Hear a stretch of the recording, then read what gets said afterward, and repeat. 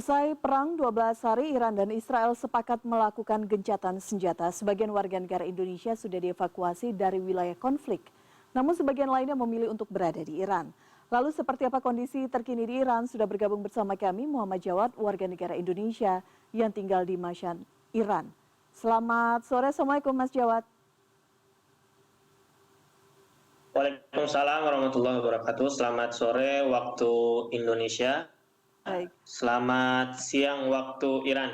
baik. Mas Jawad, Iran dan Israel sepakat saat ini melakukan gencatan senjata. Bagaimana kondisi terkini di Iran, tepatnya di kota Mashhad, tempat Anda berada saat ini? Kalau kondisi terkini di kota Mashhad khususnya, kota yang berada di timur Iran, berjarak sekitar 900 km dari ibu kota Tehran. Sejauh ini terpantau aman-aman saja. Semua pertokoan, perkantoran, perbankan, aktivitas seperti biasanya. Sekolah dan universitas mungkin karena sudah memasuki musim panas, jadi sudah banyak yang libur. Selebihnya terpantau aman-aman saja, kegiatan kembali normal seperti biasanya.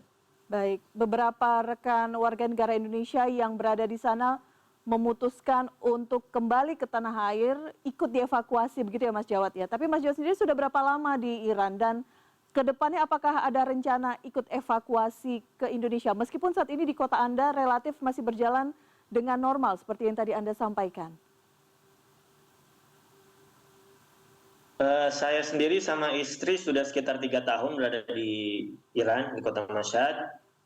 Untuk evakuasi sebenarnya, untuk yang kemarin kita tidak memilih untuk berangkat evakuasi karena memang jadwal yang diberikan dari pihak KBRI dan pemerintah itu menurut kami pribadi mepet.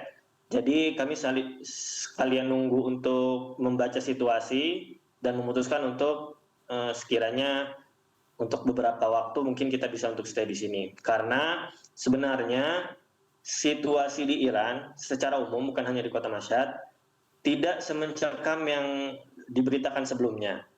Benar memang pada hari pertama serangan Israel ke Iran memang terdapat gunung-gunung yang terkena rudal dan banyak tentara-tentara yang gugur. Cuma setelahnya memang masyarakat Iran sendiri tidak terlalu ambil pusing dengan kejadian perang ini. Bahkan kebanyakan dari mereka seperti berkumpul di pusat kota dan merayakan seperti meneriakkan slogan-slogan dan semboyan-semboyan mereka atas ketidaktakutan mereka atas Israel dan Amerika dan meneriakkan semboyan slogan-slogan keberanian mereka. Jadi ketika perang berkecamuk selama 12 hari, masyarakat Iran bukannya bersembunyi di dalam rumah, melainkan sebaliknya keluar rumah, berkumpul di pusat kota, merayakan kemenangan Iran, seperti itu.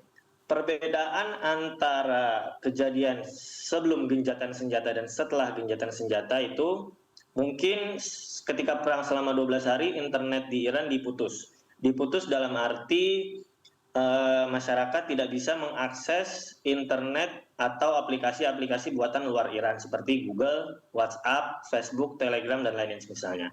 Cuma mereka tetap bisa mengakses internet dengan aplikasi-aplikasi buatan Iran sendiri.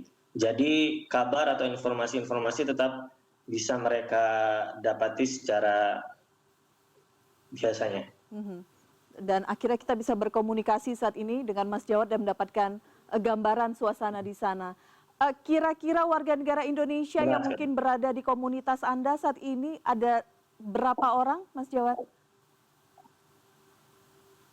Untuk total WNI di Iran sekitar 300 orang. Terus kemarin yang mengikuti evakuasi mungkin sekitar 97 atau 100, jadi mungkin sisanya ada sekitar 200-an orang yang masih ada di Iran.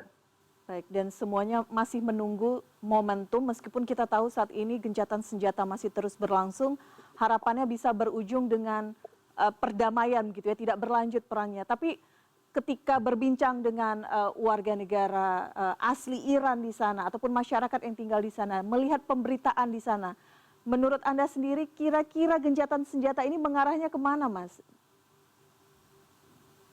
Kalau masyarakat Iran sendiri melihat gencatan senjata ini seperti sejarah-sejarah yang lalu, ketika Israel melakukan gencatan senjata, kemungkinan di atas 50%, bahkan 80-90% mereka pasti akan berkhianat atas gencatan senjata itu. Misalnya pada tahun 2024 lalu, sekitar bulan September, mereka Israel maksudnya gencatan senjata dengan Hizbullah Lebanon, tapi beberapa hari setelahnya kita sama-sama mendengar kabar bahwa pemimpin Hizbullah, Syed Hasan Nasrullah, gugur di bom oleh Israel.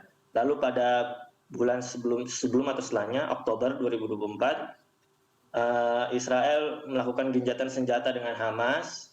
Lalu beberapa hari setelah gencatan senjata, pemimpin mereka, Yahya Sinwar, juga dibunuh oleh Israel. Jadi masyarakat Iran sendiri melihat gencatan senjata ini seperti pengakuan kekalahan Israel itu sendiri, karena Israel yang memulai serangan kepada Iran, Israel yang melakukan serangan, lalu dibalas habis-habisan oleh Iran.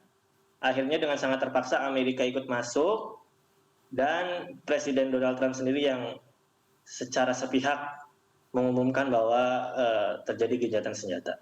Baik, kita masih menunggu bagaimana perundingan para pemimpin ini. Tapi Mas Jawad berkomunikasi dengan pihak kedutaan jika kita harus mengantisipasi. Jika kemudian ada eskalasi yang kembali meningkat, imbauan pihak kedutaan kepada warga negara Indonesia di sana seperti apa, Mas, prosedur yang harus dilakukan? Pada hari pertama penyerangan Israel kepada Iran, pemerintah Indonesia melalui Kedutaan Republik Indonesia yang ada di Iran menerapkan sistem siaga 2. Siaga 2 itu maksudnya ialah warga negara Indonesia diberi pilihan untuk bisa segera evakuasi mandiri. Namun setelah beberapa jam setelahnya, pengumuman terbaru dari Kedutaan Besar Republik Indonesia yang ada di Iran mengubah kondisi siaga 2 menjadi siaga 1. Maksudnya ialah siaga 1 ini warga negara Indonesia lebih dihimbau lagi, lebih ditekankan lagi himbauannya untuk bisa segera melakukan evakuasi, bukan mandiri tapi sudah difasilitasi oleh negara.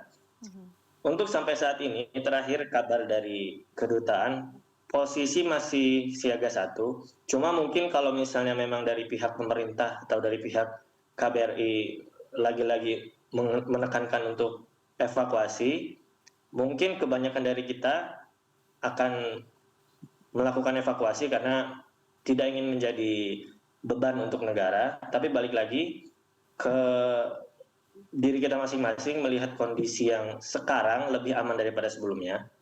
Mungkin banyak juga yang tetap ingin stay di sini, tapi kita masih nggak tahu kejadian beberapa hari ke depan apakah kondisi akan lebih memanas atau lebih mengarah ke perdamaian.